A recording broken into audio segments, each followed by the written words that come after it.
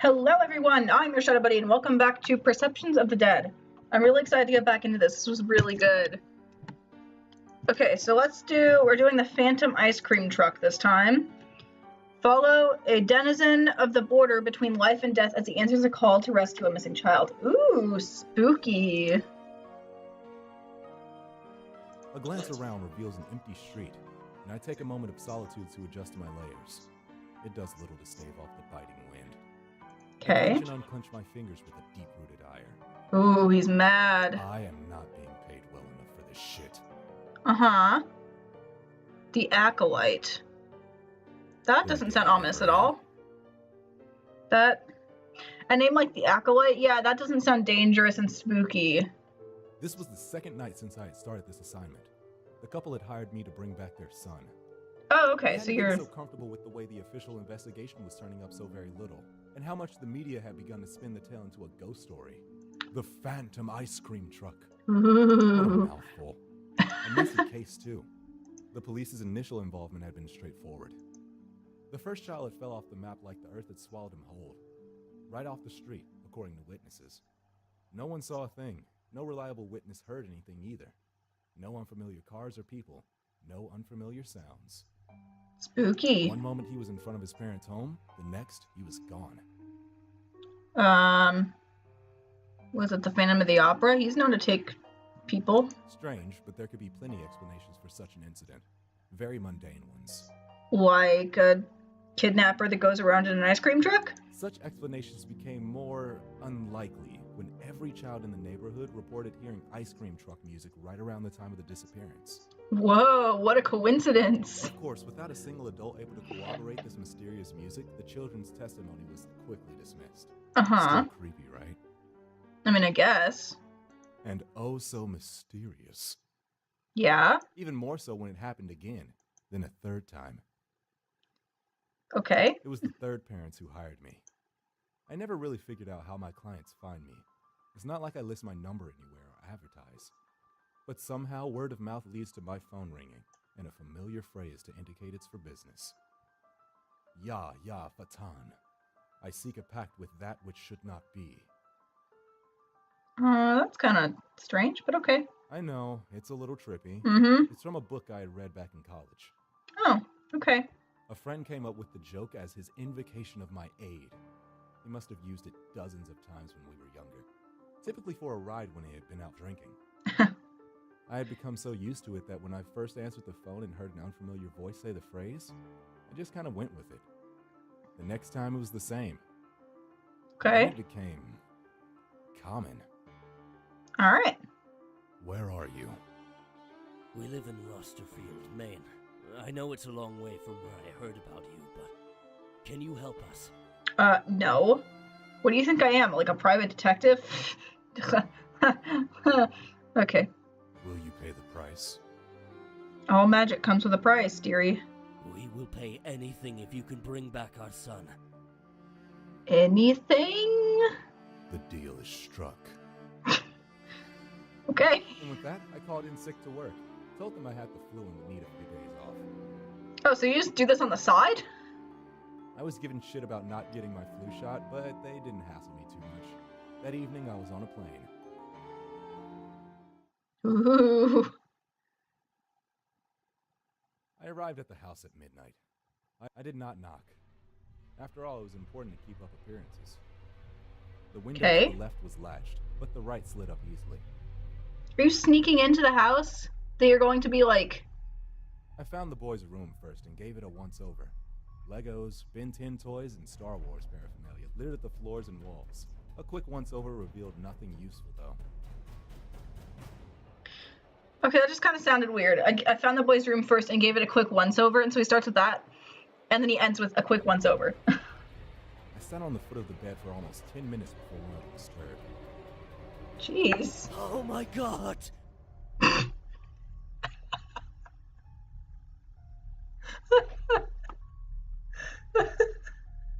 I'm sorry, just the way you said that. Oh my god.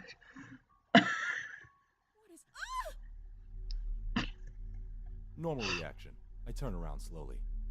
I return for what has been lost. From you, I need 2 items. I need a photo and an article of clothing. Something thick with his smell. Are you like, what? The woman stands up slowly, edging against the wall, then runs to the child's room. She returns with a dirty soccer jersey and a copy of a Lost flyer. The father remains paralyzed, his eyes locked with mine. Though likely, he is just staring into the shadow beneath my hood, hoping to see something there, something human. Likely questioning his decision to hire me. Yeah, you just broke into their house. What do you expect? Okay, I don't know if you can see the wife or the woman. I don't know if that's just like a shadow or something on her face, but she literally looks like she has like the Phantom of the Opera mask. Like, I don't know. I think maybe that's just like the way her character is drawn, but it just looks kind of interesting. Can you really find him? No, but you know.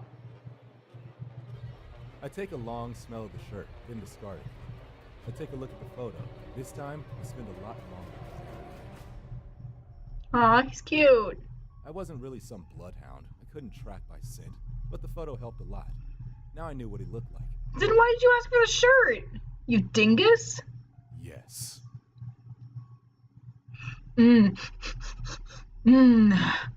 Yes. She begins to breathe heavily, and then cries. The husband just continues to stare aghast into the hood of my cloak. Huh? With that, I begin to walk out. Behind me, I hear the father speak. Oh, did we just send after our son? What? I'm sorry. Excuse you. The first night had been uneventful. I had turned over the results of the police investigation and found myself wanting. Wanting what? Oh, anything resembling a lead. I didn't ask, but okay, thank you for clearing that up, I guess. Get paid to do this shit? I certainly didn't buy the superstitious who were already spreading stories about the ghostly ice cream truck. If a ghost were going to come back, it's very unlikely they would be scooting around in an ice cream truck. I mean, I don't know. That sounds pretty cool. Pun intended. I mean, like, you know, they always say ghosts, you always feel a chill in the air when a ghost is around, but like, an ice cream truck would be perfect for that because it's like, you know, it's refrigerated. So, you know, if you went inside, you wouldn't feel a chill, or you would already feel a chill because you were already in the ice cream truck, so you wouldn't know there was a ghost. Talking to children had been painfully hard. Eh. My one fortune was that my attire left me more reminiscent of a slender man than a child molester. So the times I was chased away from children I tried to interview were not mistaken for solicitation. I shuddered violently at the thought. The children provided my first real clue. They described a tune, one that sounded like the type and consistency that an ice cream truck might have. Not that ice cream trucks were common these days. I was a little surprised these kids even knew what one was. What? Some were even able to hum and whistle the tune for me. I wasn't entirely sure how to run with this info. The relevance of a single song really didn't occur to me. A small piece of the rest of the day was spent feeding myself and taking a nap as inconspicuously as possible. I had no intention of allowing anyone to see me be anything other than the creepy, supernatural, and paranormal investigator. Okay. I've always done things. Okay. I'd be surprised how quickly you can build a rep with the right look and behavior. I mean, I believe that. After the nap, it was back to beating the streets. And my current predicament. It was friggin' cold. In the Nice. distance, I watched a quartet of kids, roughly 14 or so, playing a ragged game of football. Football? They seemed to be having a great time, but even as far away as I am, their cheers and jeers rattle my nerves. Cheers and jeers. For a moment, I wish they would be quiet. As though hearing my thoughts mid-run, they stop, on cue. They stand up straight and begin to draw heavy, ragged breaths. A girl hugs the football to her chest as her eyes grow ever wider. What? I test reality for a moment. I wish I had a few thousand bitcoins. Don't we all, buddy? It occurs to me that I should have asked for something more easily checked. At the same time, it occurs to me that I didn't silence those kids. Yeah? I bite my tongue, close my eyes, and bury the nail of my thumb into the palm of my hand. I dig in as hard as I can, drawing blood as my vision blares with the colors behind my eyelids. And then, I hear it. What? the song playing on a pair of shitty speakers. The kind you'd hear on top of an old-timey ice cream truck. So it's like...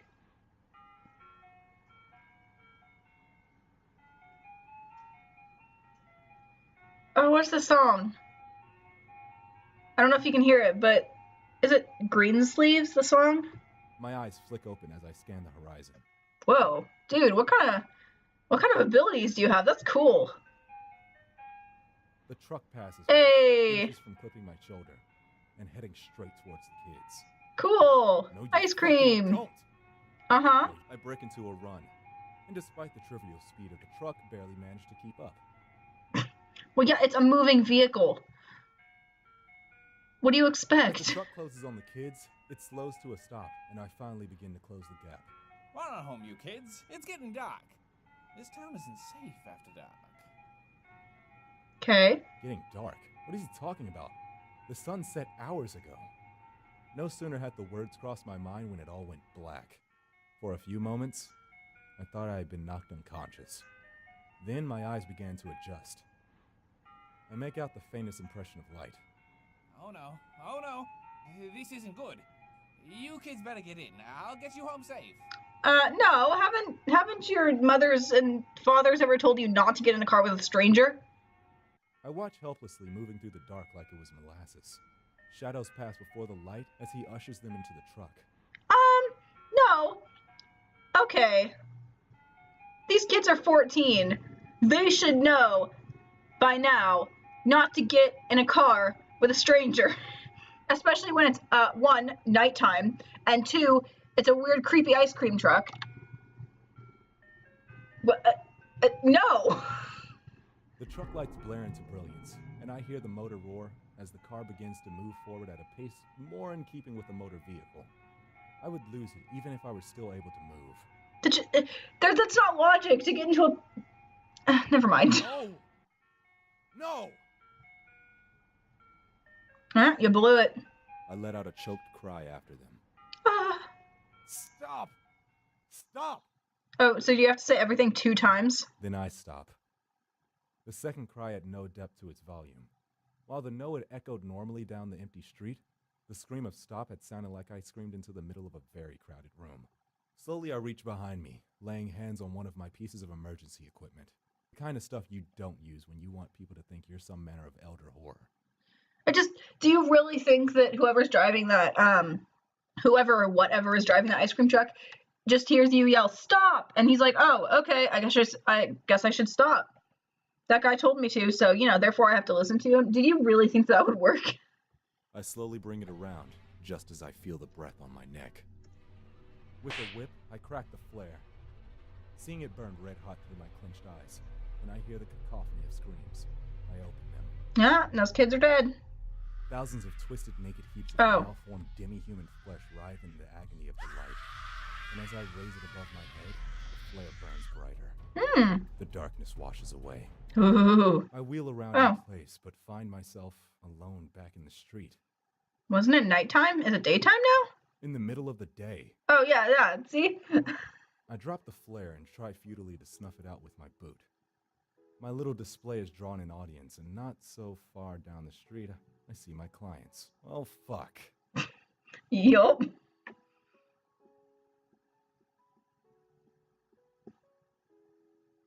So it's ghosts. Yeah, see, I mean, that's just the way that the mom's face is drawn. But it looks like she, has, a Phantom of the Opera mask on or something. I can't be the only one that's thinking that, right? I merely nod slowly. But you can still get him back? I can try. I nod again. Man, you're just confident, aren't you? It's been over a week since you started searching. He hasn't eaten anything. It's been over a week? I still couldn't wrap my mind around how much time had passed in the darkness. What the heck? He will be fine. Time does not pass normally where he is. You know where he is? I nod. I nod. I'm going there tonight to get him back. Ooh. They start crying. I'm not really sure what to do at this point, so I stand there, awkwardly, hoping that my layers give me more of the appearance of stoicism than an awkward penguin. Apparently it works. Okay, I question, the mom's mouth is open and it looks almost like she's like smiling or something. Thank you. Thank you. Thank you so much. Thank you. And the father looks like Count Olaf from A Series of Unfortunate Events. Like, hey, Neil Patrick Harris. I leave the building as they both chant thank you, like it was some kind of prayer. Uh-huh. It's not the first time I'd heard that prayer. It's not the first time I had done this. Ooh. This ain't his first rodeo, y'all. This time as night falls, I withdraw a small shot and without hesitation jam it into my arm. Drugs? Viper venom. Oh. I had a friend back home who kept one as a pet. Weird kid. Milks the things. Sells the venom, mostly to medical facilities. Occasionally he sells it to me. Drugs? My knees nearly buckle as the burning begins to creep through my arm. I stifle a scream. Uh-huh. Then I hear it, and everything clicks. Ooh. I let out a long sigh and stand up, adjusting my layers. I turn my eyes to fall upon the approaching truck. There My it hand is. goes behind my back and my fingers close. I train the gun on the truck and unload a triad of shots into the ghost truck's engine. Ooh. The engine sputters, the grating Hey. burns, melting away, and the music screams in protest. What do you think you're doing? Yeah, see? An escapee from an Andy Warhol painting stutters, stepping awkwardly from the vehicle. Yeah, he totally looks like the guy that would have that kind of voice. Oh! Whoa! Y'all see what he did with his eyes? Oh, yeah, there it is. Okay. It's getting dark. I have to protect the children. Only one thing may not exist. You and that which you fear must cease to be. But the children... The darkness But falls the upon me. children with such force wrote I the stagger. books. I lose my grip and the gun disappears, searing into the shifting mass of flesh. My hand goes behind my back, and my grip closes around a rough-hewn blade, forged of obsidian and steel. Ah, dragon glass. And as I carve outwards, I hear the screams of all the lost children, unwilling to accept their fate, and swallowed by the darkness. Oh, that's nice. Flesh tatters as I carve, burning away like paper, until finally, I lay into the man. Ooh, yeah, get him. No, you don't understand. I was just trying to help. I bury the cacophony Oh, sorry. resounds as the children who lost themselves in the darkness writhe, and I go about my work of freeing them all, just as I had freed this man. Free him. My baby. Oh, my baby. It's okay. Everyone's okay. No, not everyone. They're all dead. Everyone died. 7 kids lost here. And I got back all of them. I wonder how many I actually freed. How many had he trapped in his nightmare? And what the hell was he so afraid of in that darkness? And most importantly, why did he ultimately abandon them to it? I don't know how to thank you. After a week of not hearing from you, I'd feared for the worst. A month after that, and I'd come to accept that it was over. I was ready to move on. Oh, so he was like in that darkness for a month? What? His eyes fall to his wife, still babying the boy, who won't stop staring off into the distance. She had faith, though. She said that you were an angel, or maybe a demon. Eh. She didn't care. She believed in you. Some nights after she had said her Hail Marys, I would see her put her hands together, and I would hear her. She prayed to you. I was almost flattered, but to tell the truth, the idea of someone believing so much in me, in praying to me, it was terrifying. Yeah, it's kind of weird. I want you to know, I'm willing to pay more than whatever your normal fee is. We've been living with a tight belt since I called you, and I won't lie and say I don't do well for myself. I have more than enough saved up to pay you anything we could ask. You know, it's one thing to like pray for someone and be like pray for the fact that you hope that they find your son, but it's another thing to pray to them. Or, if there's something else you want, there's nothing I can offer you that means more to me than my son. I want your son. I let out a long sigh.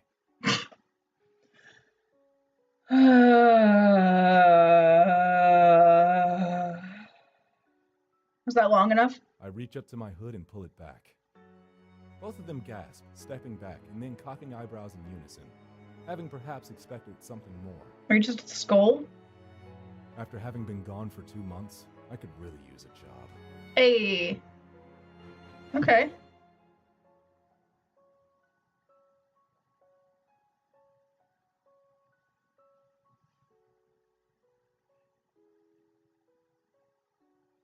Oh. Really? That was it? Wow. Okay. That was way shorter than I thought it was going to be.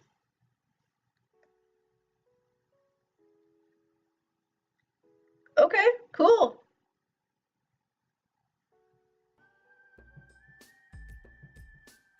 All right, that was good. That was just like way shorter than I thought it was going to be. Like I was all set up to like record for like 35 minutes. And I was still expecting to record for like another like 20 or so minutes next time for like to finish it up because the first episode with Jill ended up being pretty long, so but cool. Oh, that was cool. I'm still kind of confused as to like what the heck was going on, but I mean it was a cool story. But yeah, so anyway, I'm gonna leave that here and we'll start the next one.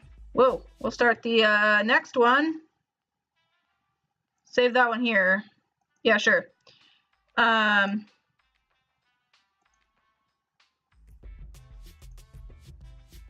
Okay. And we'll start the Perceptions of the Dead, like the actual Perceptions of the Dead story, in the next episode. So thank you so much for watching, and I'll see you in a later video. Have a wonderful day. Sincerely, your Shadow Buddy.